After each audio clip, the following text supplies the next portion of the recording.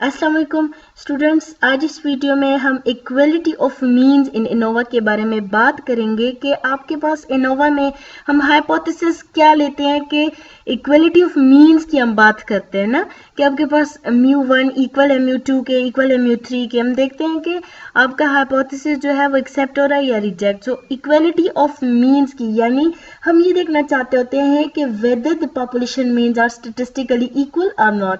सो means के बारे में हम बात करते हैं, जबकि एनोवा का मतलब क्या है, एनालिसिस ऑफ वेरिएंस। यानी यहाँ पर हम क्या कह रहे हैं कि एनालिसिस ऑफ वेरिएंस, जबकि बात हम एक मीन्स की, पॉपुलेशन मीन्स की हम बात कर रहे हैं। तो यहाँ पे कभी आपके जहन में ये क्वेश्चन आया है कि आपके पास हाइपोथेसिस में आप पॉपुलेशन मीन की बात कर रहे हो और नाम है एनालिसिस ऑफ वेरिएंस, इसका नाम एनालिसिस ऑफ मीन्स क्यों नहीं है, एनालिसिस ऑफ वेरिएंस क्यों है? तो स्टूडेंट आज इस केस को जो है हम इस वीडियो में डिस्कस करेंगे, ठीक है।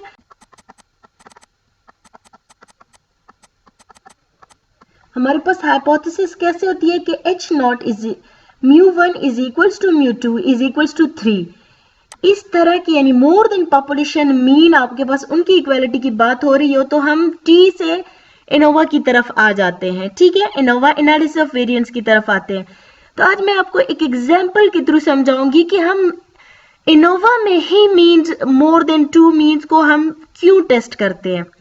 तो देखिए, लेट सपोज हमारे पास एग्जाम्पल हम लेते हैं। लेट सपोज आपके पास 3 प्लेयर है, प्लेयर 1, प्लेयर 2 एंड प्लेयर 3, ठीक है। क्रिकेट प्लेयर जो है 3 क्रिकेट प्लेयर है और जो कोच है वो चाहता है कि इन 3 प्लेयर में से कोई एक जो है वो फाइनल के लिए सिलेक्ट हो। तो यहाँ पर अब आप देखें कोच क्या करेगा, इनके जो लास्ट 5 मैचेस के जो स्कोर है वो अकॉर्डिंग टू दी स्कोर वो ये डिसीजन जो है वो करेगा, ठीक है। सो उसने क्या किया, उसने तीनों के लिए मीन जो है उन 5 मैचेस के बेस पे मीन कैलकुलेट किया, ठीक है। अब यहाँ पे कंफ्यूजन क्या है कि उसके पास तीनों की जो मीन है वो इक्वल आ गई।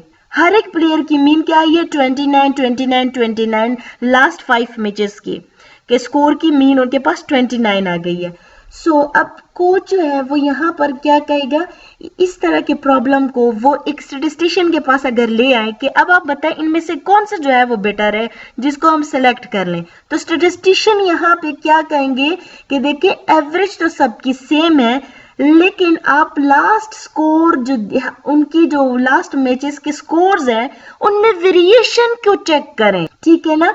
यानी यहाँ पर आपके पास वेरिएंस को एनालाइज किया जाएगा, variance should be analyse here. So यानी आपने क्या यूज करना है, ANOVA, analysis of variance. So इस तरह के प्रॉब्लम्स में हम एनोवा की तरफ आते हैं, ठीक है ना। यानी अब आपके पास जो ये स्टेटमेंट है h not μ1 is equals to μ2 is equals to μ3, अब इस तरह की स्टेटमेंट को इस तरह की सिचुएशंस में हम एनालिसिस ऑफ वेरिएंस के थ्रू टेस्ट करते हैं, ठीक है।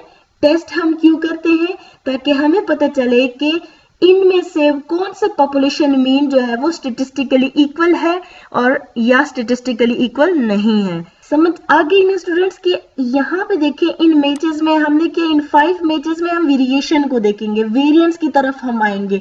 वेरिएंस की तरफ हम क्यों जाते हैं, क्योंकि वेरिएंस ही हमें बताता है कि आपके पास जो आपके पास कितना कंसिस्टेंट है या कितना वो इफिशिएंट है, कौन सा प्लेयर आपके पास कितना सेंट्रल टेंडेंसी के करीब तर है।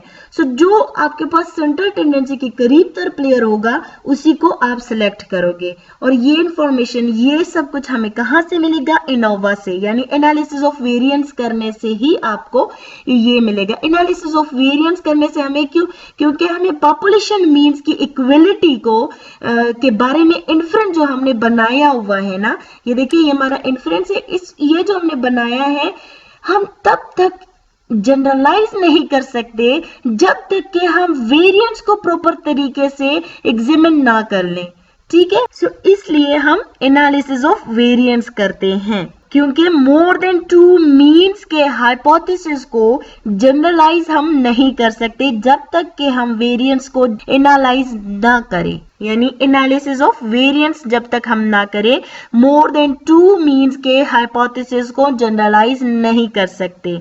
सो स्टूडेंट्स, आई होप इस आसान सी कंफ्यूजन की आपको समझ आ गई होगी कि मीन इक्वलिटी ऑफ मीन्स की हम एनालिसिस ऑफ वेरिएंस में क्यों बात करते हैं, हालांकि यहाँ पे हमें एनालिसिस ऑफ मीन करना चाहिए। सो एनालिसिस ऑफ वेरिएंस हम इसलिए करते हैं क्योंकि आप देखिए आपके पास मीन्स तो इक्वल है, बट आपने एवरेज के बेस पे नहीं, इन 3 प्लेयर में से बेस्ट प्लेयर बताना है। तो आपने क्या करना है, ये देखिए इन स्कोर्स में से आपने वेरिएशन को देखनी होगी कि वेरिएशन किसकी ज्यादा है, किसकी कम है, कौन सेंट्रल टेंडेंसी के करीब तर है।